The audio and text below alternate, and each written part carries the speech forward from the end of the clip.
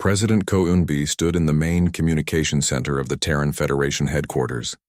Around her, technicians worked at stations that could send messages across the entire galaxy. Today she would speak to every alien civilization that had ears to hear. "Ma'am, we have control of all captured alien communication networks," reported the chief technician. "Your message will reach every major species in known space." Ko nodded. She was a small woman with gray hair, but her voice carried the authority of speaking for all humanity. "Are we ready to broadcast?" "Yes, ma'am. All networks are synchronized. The translation systems will convert your words into over 3,000 alien languages." Ko looked at the camera that would carry her image to civilizations across the galaxy. Behind her, through a large window, the wreckage of the alien fleet floated in Earth's orbit like a monument to their failure. Begin transmission.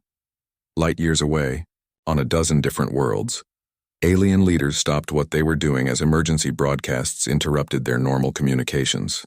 The image of a human female appeared on their screens, speaking in their own languages. "I am President Ko Eun-bi of the Terran Federation," she began. "I speak for all of humanity. 3 days ago, the Vextar Empire sent 10,000 ships to our home system with orders to kill every human alive. They believed we were a weak species that could not defend ourselves. On the alien world of Kepler Prime, Supreme Chancellor Vexhan of the Galactic Trade Union leaned forward in his chair.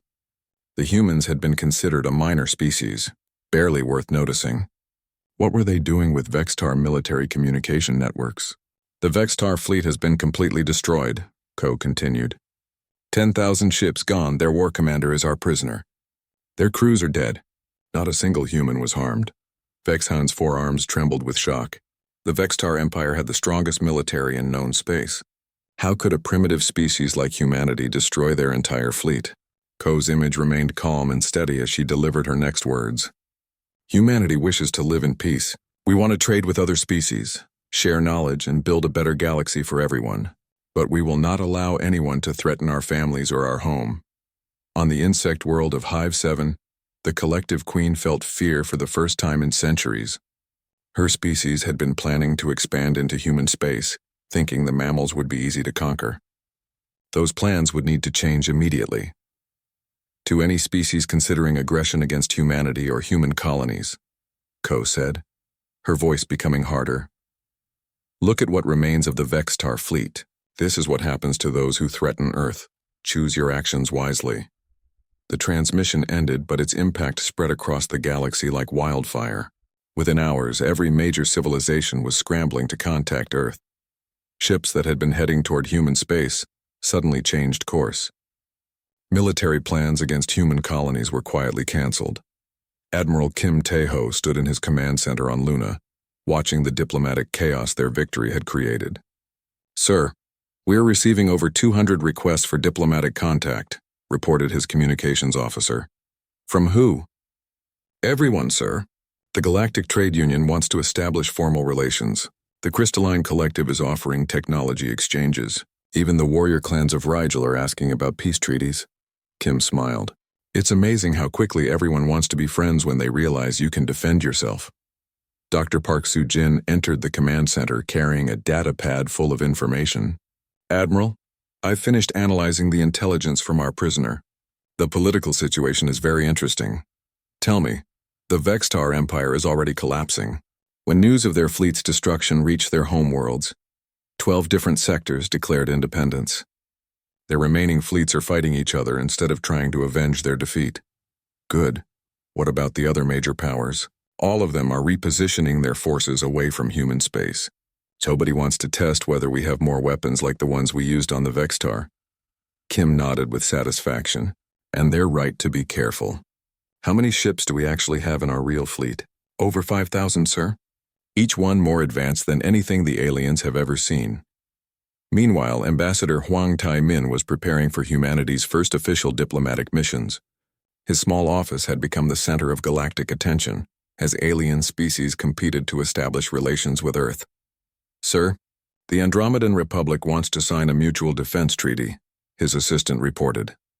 "Tell them we'll consider it after we establish basic diplomatic relations," Hwang replied. "What about the Centauri Federation?" "They're offering exclusive trading rights and access to their hyperspace routes." Now that's interesting. Set up a meeting. The offers kept coming. Species that had never acknowledged humanity's existence were now desperate to become allies. The destruction of the Vextar fleet had sent a clear message across the galaxy. Humanity was not to be underestimated. 3 months later, Earth orbit looked very different. The wreckage of the alien fleet had been turned into a memorial, with a simple message in 1,000 languages. Here lie those who threatened humanity's home. But the space around Earth was no longer empty. Diplomatic ships from dozens of species waited in carefully organized traffic patterns for their turn to meet with human representatives. Trade vessels brought gifts and goods from across the galaxy. Even tourist ships arrived, carrying aliens who wanted to see the world that had defeated the mighty Vextar Empire. Fleet Admiral Shin Ye-jun stood on the observation deck of his flagship, now stationed openly in Earth orbit. The need for hiding was over. Humanity had revealed its true strength, and the galaxy had responded with respect instead of aggression. "Sir, the latest intelligence reports," Captain Nam Jiwoo said, handing him a datapad. Shin read through the information with interest. "The Vextar Empire officially dissolved yesterday?" "Yes, sir. Their remaining territories have split into 17 independent systems. Most of them are asking for human protection against their former allies. And the warrior clans? They've declared humanity an honored adversary and sworn never to attack human space. Apparently our victory impressed them so much they want to learn from us," Shin laughed. 6 months ago, nobody in the galaxy knew we existed. Now we're the dominant military power in known space, sir. Incoming message from President Ko. She wants to see you. An hour later, Shin stood in the president's office overlooking the memorial to the destroyed alien fleet. Ko was reading reports from their growing diplomatic corps. "Admiral, I need to ask you something important," she said without looking up. "How many species are now asking for our protection?" 43, ma'am. Small colonies and independent systems mostly. They're afraid other predator species will try to conquer them. And what do you recommend? Shin considered carefully. We could establish a protection network. Not an empire, but a defensive alliance. Any species that agrees to our basic principles gets protection from aggressors. Ko smiled. A Pax Humana. Peace enforced by human strength. Exactly. We don't want to conquer anyone, but we can make sure nobody else does either. Make it happen, Admiral. But remember, we protect, we don't rule. We're not the Vextar Empire. Understood, ma'am. As the months passed, humanity's influence grew. The Human Protection Fleet, as it came to be known, patrolled space lanes and defended peaceful species from aggression. Pirates and raiders found their ships disabled by weapons they couldn't understand. Aggressive empires discovered that attacking human-protected worlds resulted in swift and devastating retaliation. War Commander Thekron, still in his energy cell on Luna, watched through a small window as alien diplomatic ships came and went from Earth. His empire was gone, destroyed by the very species he had thought helpless. Dr. Park Soo-jin visited him regularly, and over time, their relationship had changed from interrogator and prisoner to something almost like friendship. Your people rule the galaxy now, he said during one of her visits. We don't rule anyone, Dr. Park replied. We just make sure bullies like you can't hurt peaceful species anymore. The result is the same. You have become the dominant power. Maybe, but we use that power to protect, not conquer. That's the difference between humanity and the Vextar Empire. Thekron was quiet for a long moment. I wish we had learned that lesson before we attacked your world. It's not too late for other species to learn it, Dr. Park said. That's why you're still alive. You're proof of what happens to those who threaten Earth, but also proof that we don't kill unless we have to. 1 year after the battle, President Ko stood again before the galaxy's communication networks, but this time her message was different. Citizens of the galaxy, she began. 1 year ago, humanity revealed itself to the stars through an act of defense. Today, I am proud to announce the formation of the Galactic Peace Alliance. Any species that renounces aggression and agrees to protect peaceful civilizations is welcome to join. The response was immediate and overwhelming. Within a week, over 100 species had requested membership. The galaxy had found something it had never had before, a protector that wanted nothing more than peace. Fleet Admiral Shin Ye-jun stood on the bridge of his massive command ship, the Hammer of Humanity. Around him, holographic displays showed the complete destruction of the alien fleet. What had started as 10,000 enemy ships was now less than 3,000. And that number was dropping rapidly. "Sir, the dimensional cascade weapon is fully charged," reported Dr. Lim Sung-ho from his position at the weapons control station. "We can erase the remaining alien ships from existence whenever you give the order." Shin nodded but didn't give the command yet. He wanted the aliens to understand exactly what was happening to them before they died. "How many of our ships are now visible to the enemy?" "All of them, sir. 2,000 battle cruisers, 500 support vessels, and 300 specialized ships. The aliens can see our full strength now." Through the communication system, Shin could hear the panic in alien voices as they realized the true size of humanity's fleet. The aliens had thought they were fighting 200 primitive ships. Now they faced nearly 3,000 vessels, each one more advanced than anything in their empire. "Sir, incoming priority message from Commander Yongda-un," came a voice from the communication station. "Put her through." Commander Yongda-un appeared on the main screen. She was aboard the capture ship Silent Hunter, leading the teams that were taking alien vessels intact for study. "Admiral, we've successfully boarded 12 alien flagships," she reported. "Our teams are overwhelming their security forces with ease. Their technology is decades behind ours, even their best equipment." "Any resistance?" "Minimal, sir. Their personal weapons can't even scratch our armor. It's like watching children try to fight soldiers." Shin wasn't surprised. Humanity had spent over a century preparing for galactic contact. Their technology had advanced far beyond what any alien species might expect. "Young, I want you to capture their command ship. I want their war commander alive for questioning." "Understood, sir. My teams are moving on the flagship now."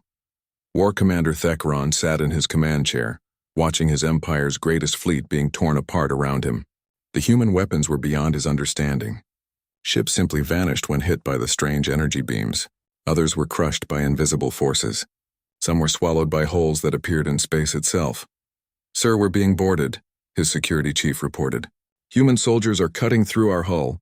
"How many?" "Unknown, sir. Our sensors can't track them properly. Their armor seems to block our detection systems." Thekron drew his personal weapon, a plasma pistol that could burn through metal. Around him, his remaining officers did the same. If they were going to die, they would die fighting. The door to the command bridge exploded inward. Through the smoke came figures in black armor that seemed to absorb light. The human soldiers moved with perfect coordination, their weapons raised. Captain An Kyung-soo led the boarding team onto the alien bridge. His armor's sensors immediately identified the alien commander and scanned all threats in the room. The aliens were pointing primitive energy weapons at his team. "Alien commander," An said through his suit's translator, "drop your weapons.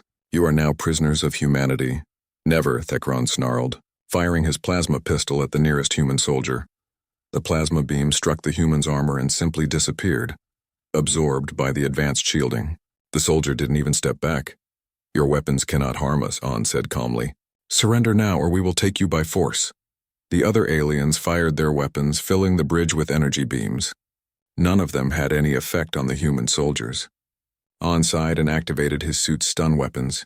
Blue energy crackled across the bridge. The aliens collapsed instantly, their nervous systems temporarily shut down by the non-lethal weapons. Within seconds, the most feared commander in the Vextar Empire was unconscious on the floor of his own ship. "Admiral Shin, this is Captain An," he reported. "The alien commander is captured. No human casualties." Back on his flagship, Admiral Shin smiled grimly. "Excellent work, Captain. Bring him to the interrogation facility on Luna. I want to know everything about their empire." "Sir," Dr. Lim interrupted, "we're detecting movement in the remaining alien ships. Some are trying to activate self-destruct systems rather than surrender. Stop them. I want those ships intact for study." Human boarding teams moved through the alien fleet with unstoppable efficiency. Their technology was so advanced that alien defenses were useless.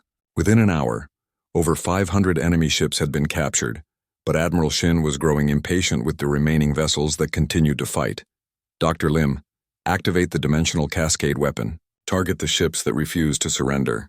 "Yes, sir." Dimensional cascade firing now. The weapon that Dr. Lim had spent 20 years perfecting came online. It worked by shifting matter into a different dimensional phase, effectively erasing it from reality. The aliens had no word for this kind of technology because they had never imagined it could exist. A wave of impossible energy swept across the battlefield. Every alien ship it touched simply vanished. Not destroyed, not exploded, just gone as if it had never existed. In 10 seconds, over 1,000 enemy vessels ceased to be. The surviving aliens stopped fighting immediately. "Sir, all remaining enemy ships are broadcasting surrender signals," reported the communications officer. "Too late," Admiral Shin said coldly. "They had their chance to surrender before they threatened our families." The dimensional cascade fired again. Another 1,000 ships vanished from reality. Then again, and again. War Commander Thekron woke up in a cell unlike anything he had ever seen. The walls seemed to be made of solid energy and the air itself hummed with power. Across from him sat a human female in a simple uniform. "I am Dr. Park Soo-jin," she said in perfect Vextar language. "I want to ask you some questions." "I will tell you nothing," Thekron snarled. "You will tell me everything," Dr. Park replied calmly, "because your empire is finished. We destroyed your entire fleet in less than 2 hours. 10,000 ships gone. Impossible. Would you like to see the recording?" A holographic display appeared in the air, showing the battle from beginning to end. Thekron watched his mighty armada being torn apart by human weapons he couldn't understand. "How?" he whispered. "We've been preparing for over a century," Dr. Park explained. "We knew that eventually some aggressive species would find Earth. We wanted to be ready. But your technology, it's impossible. You're a young species. You should be primitives. That's what we wanted everyone to think. Tell me about your empire. How many worlds? How many fleets?" Thekron found himself talking. The shock of seeing his unbeatable fleet destroyed so easily had broken his will to resist. He told her about the thousands of worlds under Vextar control, about the hundreds of fleets spread across the galaxy. "And they all believe they are the strongest military force in space?" Dr. Park asked. "They are. Were. I don't understand what happened here." "What happened is that you made a mistake," Dr. Park said. "You threatened humanity's home. Now your empire will learn what that costs." Outside the interrogation cell, Admiral Shin listened to the conversation. The information they were getting would be valuable for what came next. "Sir?" came a voice through his communicator. "This is Admiral Kim on Luna. All alien ships have been destroyed or captured. Total enemy losses, 10,000 ships. Human losses, 0. Confirmed," Shin replied. "Begin Phase 2. I want every piece of alien technology studied. And prepare the message probe." "Message probe, sir?" "We're going to send a message to their empire. They need to know what happened here, and they need to know what will happen to anyone else who threatens Earth." The battle was over. Humanity had won a victory so complete that the galaxy would never forget it. War Commander Thekron stood on the bridge of his flagship, watching the pathetic human fleet scatter before his mighty armada. His 10,000 ships had spread across a vast area of space, completely surrounding the small force of primitive human vessels. "Sir, we are now in optimal position," reported his tactical officer. "All human ships are within our firing range. They cannot escape." Thekron smiled, showing rows of sharp teeth. "Excellent. Open a communication channel to their planet. I want every human to hear this." The communication system activated, sending his voice toward the blue world ahead. "Humans of Earth, this is War Commander Thekron. Your defense fleet has failed. In 1 hour, we will begin destroying your cities. You have that long to accept that your species ends today." On the hidden lunar base, Admiral Kim Tae-ho listened to the alien commander's words with cold anger. Dr. Park Soo-jin stood beside him, her face equally hard. "Sir, all enemy ships are now in position," reported Lieutenant Park Hae-jin from her tactical station.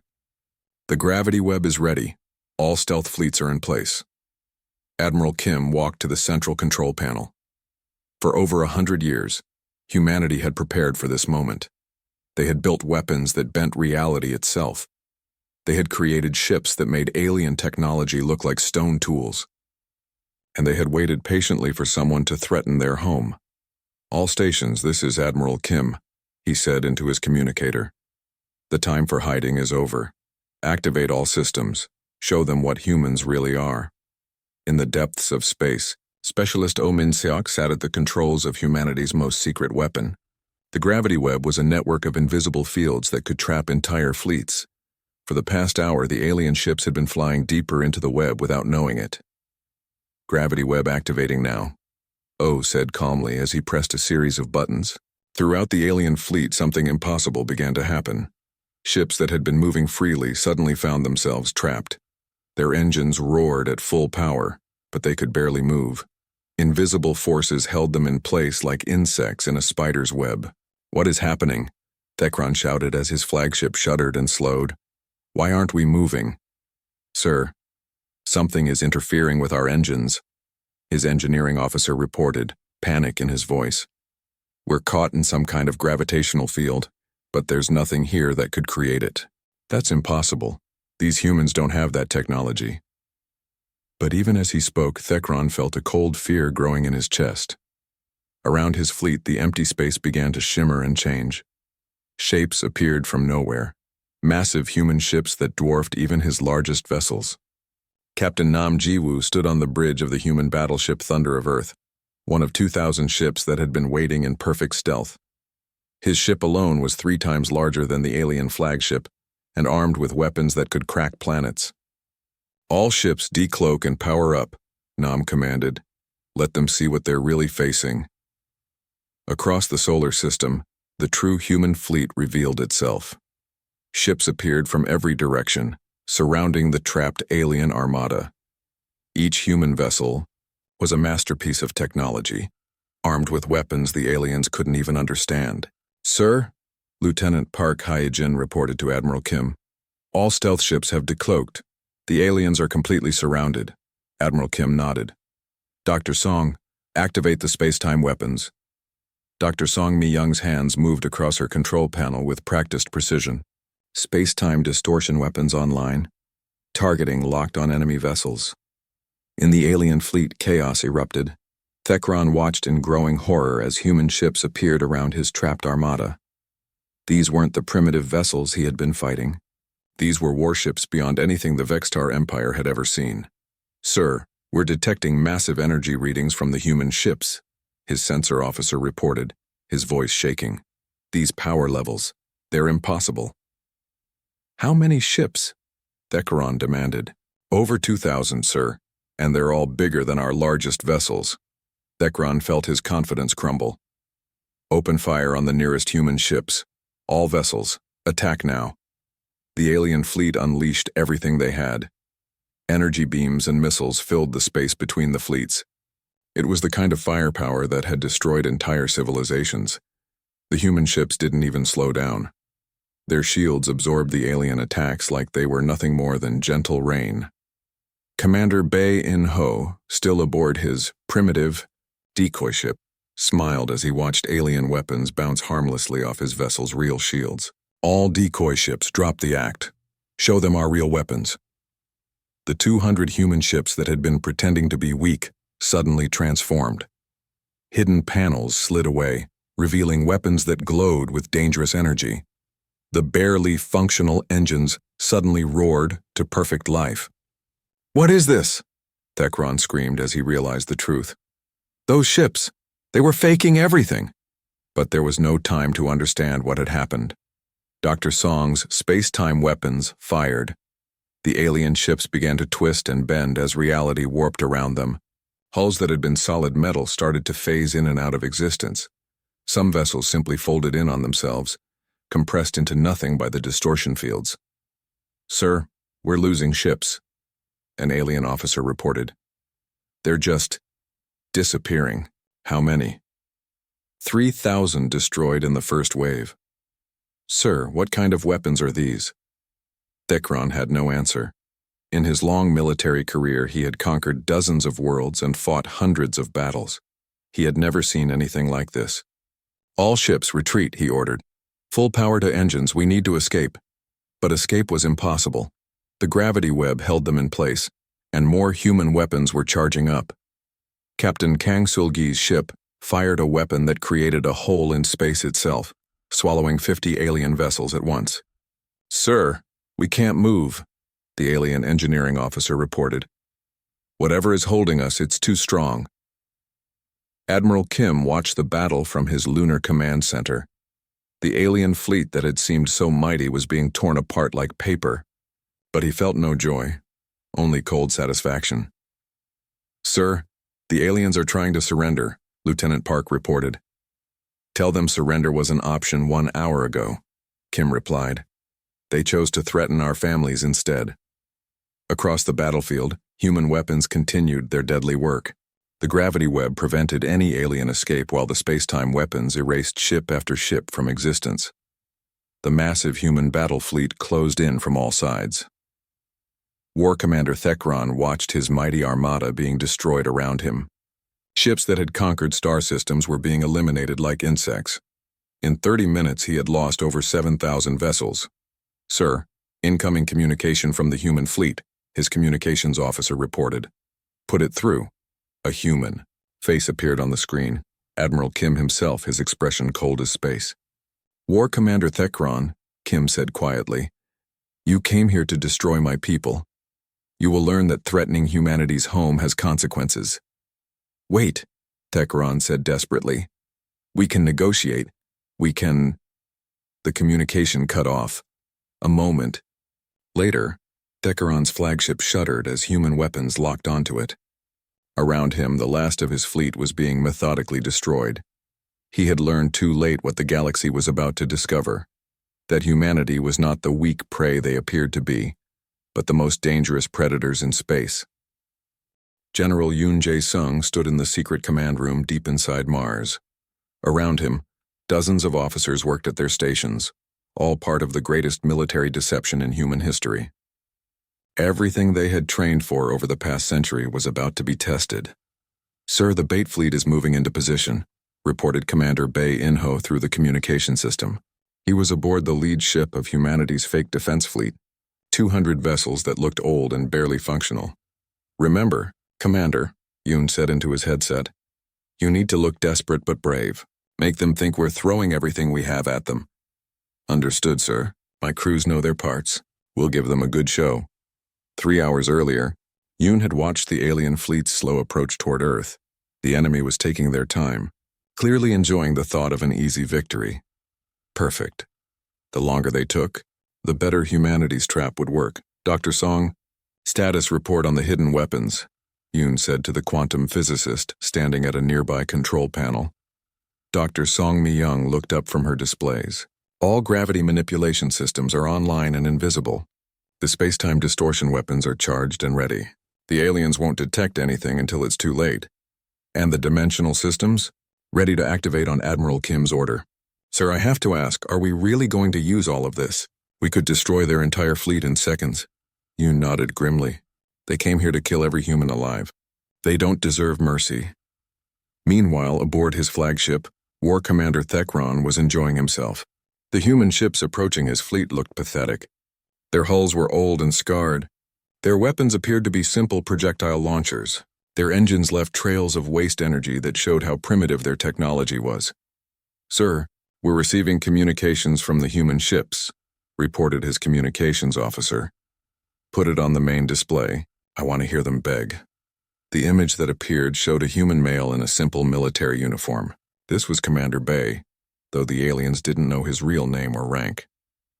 Alien fleet, this is the Earth Defense Force, Bae said, his voice shaking slightly. You are approaching our home system. Please state your intentions. Thekron laughed, a sound like grinding metal. Human, I am War Commander Thekron of the Vextar Imperial Fleet. We are here to claim your planet. Surrender now and your death will be quick.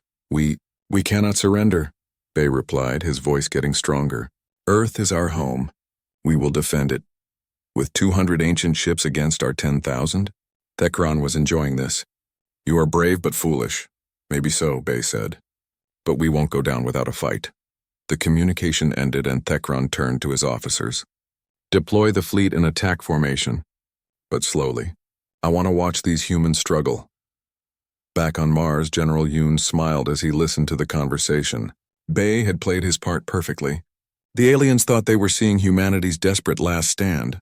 Sir, said Captain Kang Sul-gi from her position aboard one of the decoy ships, my engines are starting to malfunction right on schedule. The aliens should be able to detect the power fluctuations. Excellent. Make it look like your ship is barely holding together. Across the human fleet, similar scenes were playing out. Ships that were actually equipped with the most advanced technology in the galaxy were pretending to fall apart. Weapons that could destroy entire planets were hidden behind fake panels that made them look like simple cannons. The aliens ate it up. Their communications, which Dr. Park Soo-jin was monitoring from the lunar base, were full of mockery and confidence. "Look at them," one alien officer was saying. "Their ships are falling apart before we even fire on them." "These humans are pathetic," agreed another. "This won't even be a real battle." But the aliens had no idea what they were really looking at. Every human ship contained quantum entanglement communicators that allowed instant communication across any distance. Every vessel was connected to the real human defense network, a system so advanced it was like magic compared to alien technology. "Dr. Song," General Yoon said, "begin Phase 2. Start positioning the gravity web." Throughout the space between Mars and Earth, invisible fields of manipulated gravity began to form. The aliens flew right through them without noticing. Their sensors couldn't detect the fields because humanity's technology worked on principles the aliens had never discovered. "Sir, we're picking up some strange readings," an alien sensor operator reported to Thekron. "What kind of readings?" "I'm not sure. They're very faint. Probably just solar wind or asteroid debris." Thekron waved dismissively. "Focus on the human ships. I want a full analysis of their weapons so we know how quickly we can destroy them." The analysis came back exactly as humanity had planned. The aliens saw primitive projectile weapons, basic energy shields, and engines that seemed ready to break down at any moment. "Sir, their most powerful weapons appear to be simple nuclear missiles," reported the alien weapons officer. "Our shields can easily stop them." "And their ships?" "Basic metal construction with primitive computer systems." "Sir, I don't think they can even target our ships accurately at long range." Thekron was delighted. "Then we'll give them a demonstration of real military power. Order all ships to charge weapons but don't fire yet. I want them to see what they're facing before we destroy them."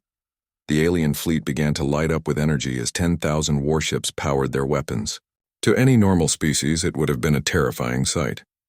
The Vextar had used this tactic to break the will of dozens of civilizations. But Commander Bay, watching from his ship's bridge, just smiled. "All ships begin the panic phase. Make it look good." Across the human fleet, fake distress signals began broadcasting. Ships started moving erratically, as if their crews were losing control due to fear. Some vessels appeared to collide with each other in their desperation to retreat. "Sir, the humans are breaking formation," reported an alien tactical officer. "They appear to be panicking." "Of course they are," Thekron said with satisfaction.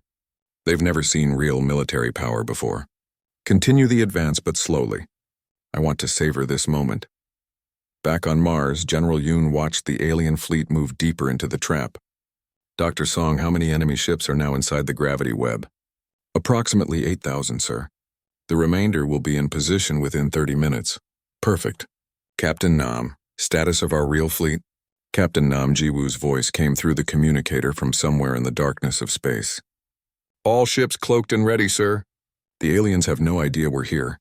How many ships do we have standing by?" 2,000 battle cruisers, sir.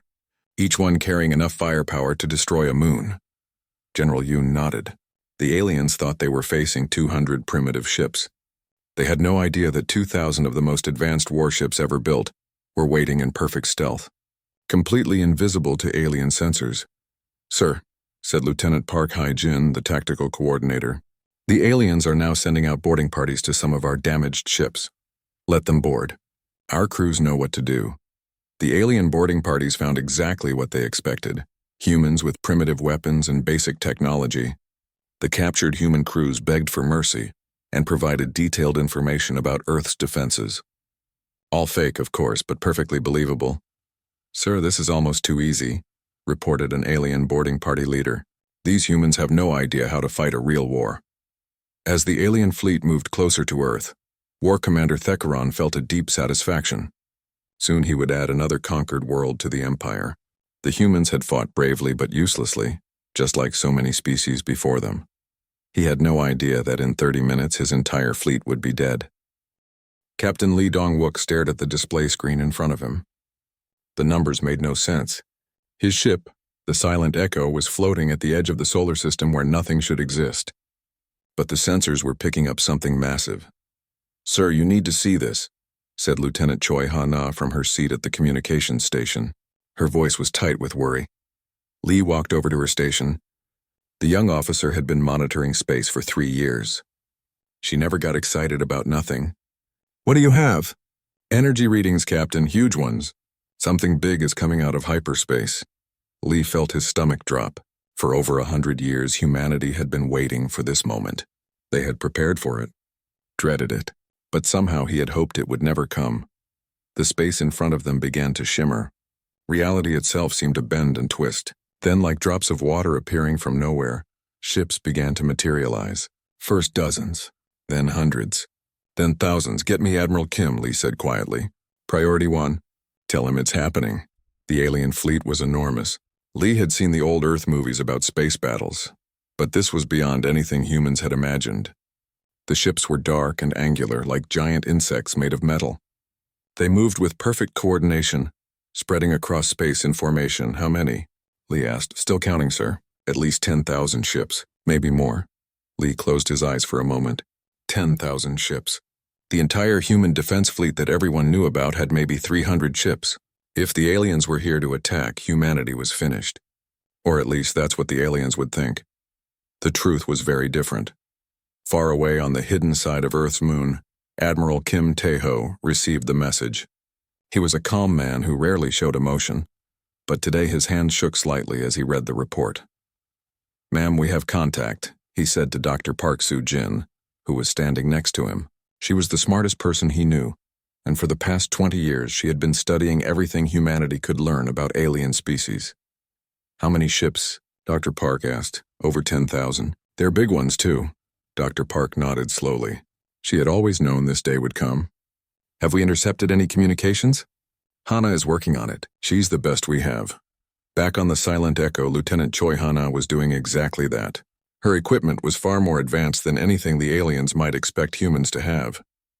Within minutes, she was listening to their conversations. The alien language was harsh and clicking, but the translation software worked perfectly. What she heard made her blood run cold. "War Commander Thekron, the primitive world is ahead," said one alien voice. "Good. How long until we reach their planet?" replied another voice, deeper and more commanding. 6 hours at current speed, Commander." "Excellent.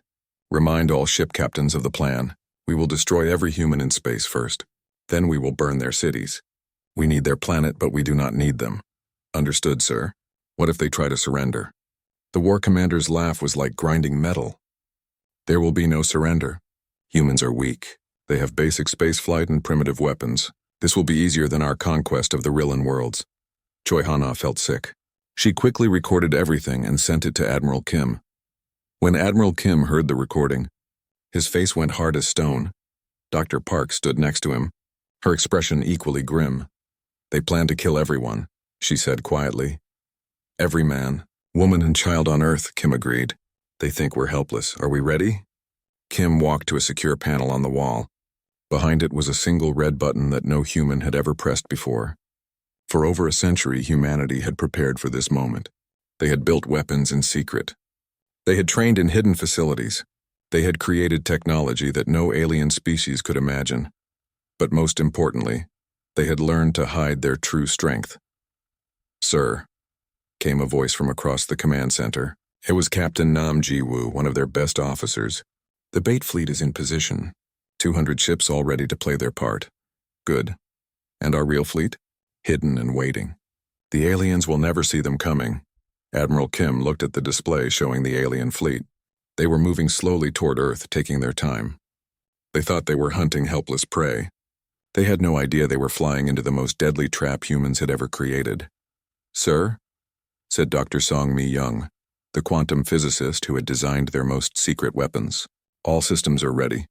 The gravity web is in place. The space-time distortion weapons are charged.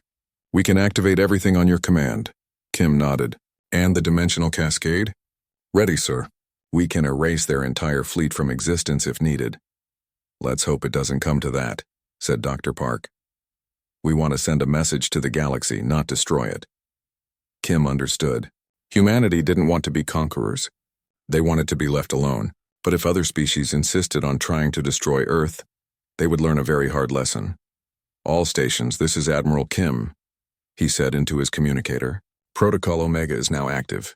All personnel to battle stations. Today we show the galaxy what happens when someone threatens humanity's home.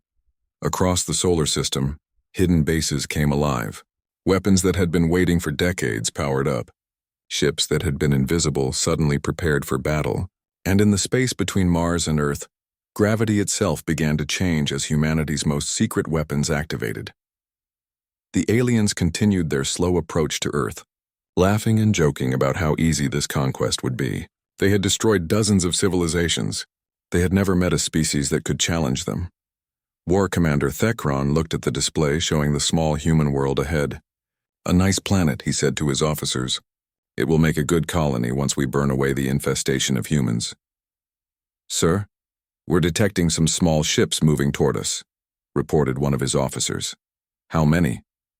"About 200. They appear to be trying to intercept us," Thekron laughed. 200 ships against 10,000? These humans are even more stupid than we thought. Let them come. We'll destroy them slowly so they can watch their world burn. But far ahead of the alien fleet, Captain Lee Dong-wook smiled grimly as he watched them approach. "Hana, send a message to all human ships. Tell them to remember their training. Today we teach the galaxy that Earth is not for sale. The trap was set. The bait was in place. And humanity was about to show the universe what they were really capable of."